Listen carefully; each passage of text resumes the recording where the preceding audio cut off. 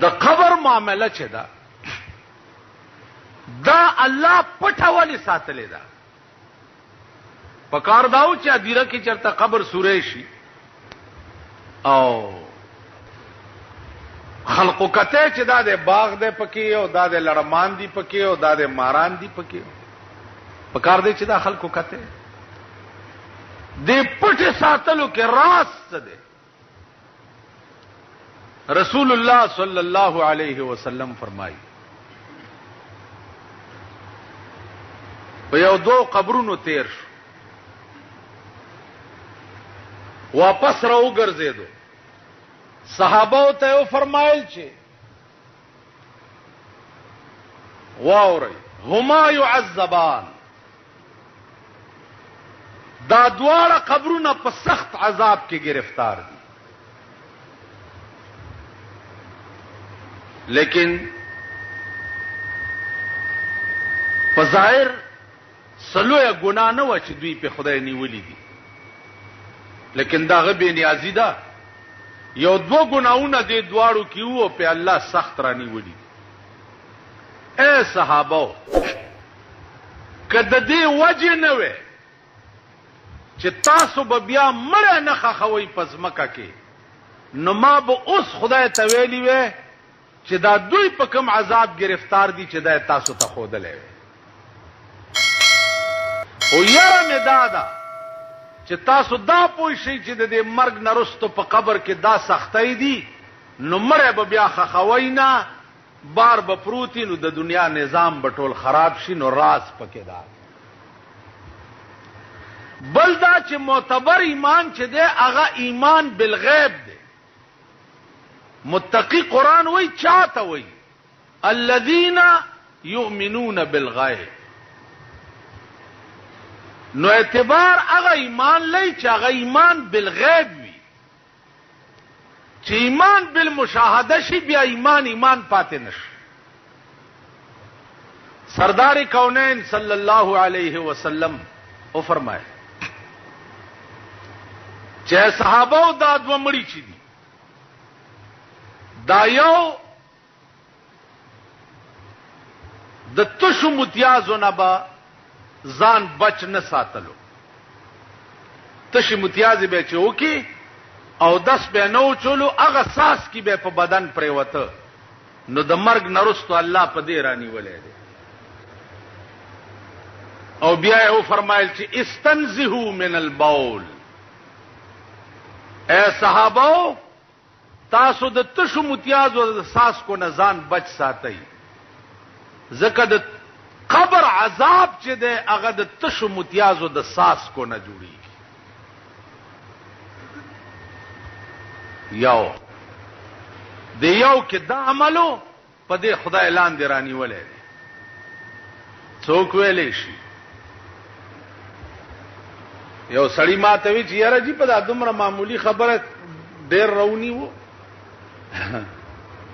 ما ورته وی چې خبره ده چې دا الله ډېر نمونه دي خو یو نوم پکې الله الصمد دی صمد معنا بے پروا بے نیاز چې څوک ته تپوس نشي کولای چې دا ولی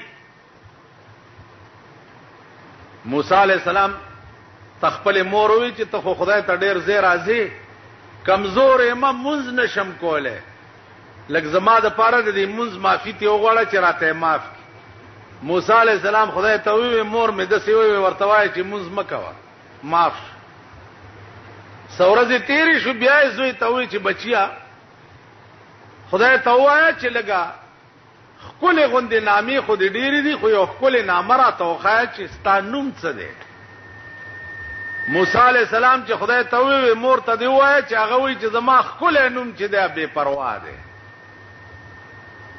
چې مور ته دا ټکی وکم مور یو وای ناری کو د کټو کوزه وغورځیدا وی بچیا والله که بیا مونږ قضا کم ویلې ولی وی دا غنوم چې بے پروا دی نو که قیامت کې مرونی سي زبې څوک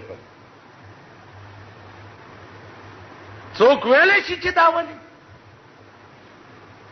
چا مجال دی چې خدای ته وایي چې دا ولی خبره دا عزیزان چې د رسول الله صلی الله علیه وسلم نه لوی مخبر صادق بل څوک کې دی شي. معامله د قبر دا پیغمبر ویلې ده، قرآن ویلې ده، بلکې پیغمبرم نه ده ویلې. مرګ نه وروسته سړي سره به په قبر کې څه کېږي دا خدای ویلي. نو که خدای هم دروغجن شي په دې کائنات کې نو بل لا رښتینی څوک بل څوک شته؟ نن په دې ملک هوا ده چاله قبر عذاب نشته، قبر کې لاندې څه نشته. دا د مولیانو اسه ډکوسلې جوړې کړي، والله مړی موازونه کوي.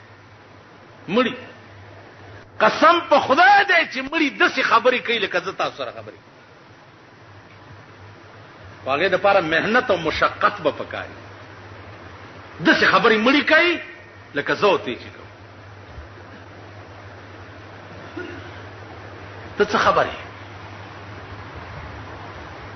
یو دوه یارانو او دواړه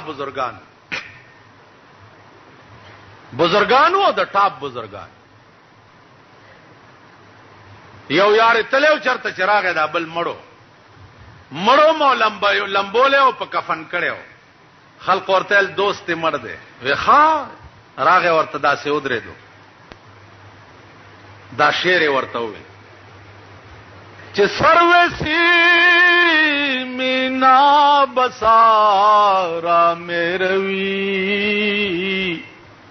سخت بے مہری کے بے ما میروی.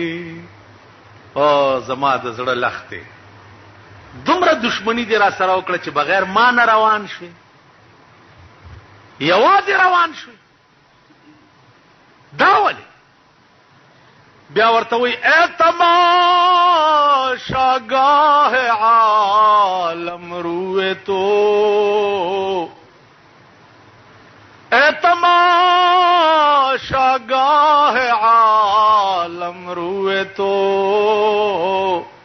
تو چرا بہر تماشا میں روی.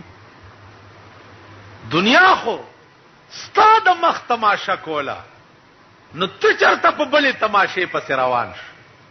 نو یارې ورته د کفن نه لاس راوویستو. چې لاس یې راوویستو د چې لاس ورکولو دنیا چې څومره ولاړه وه د ده لاس یې ونیو. بزرګانو وی که د لاس ورکوس به دی هم ختم شي. جنازې نه یې وله لاس راوویست. عزیزانو دا د حال خبرې دي. حال مون قالم پورا نه دی زده کړی نو په حال څه پوي. رسول الله صلی الله علیه وسلم په خوا کې چې ابوبکر دفن کېده، ابوبکر صدیق چې لحد کې کېښو نو لحد ته شګې وروغورځېدې. صحابو بیا هغه تبزې را لرې کړې او هغه شګې راایستې چې ګوري د رسول الله د قبر نه د رسول الله لاس راوتی دی. او ابوبکر ځان ته غاړې ایستی دی، ورته صدیقه زه خو ډېر وخت نه ستا په انتظار وم.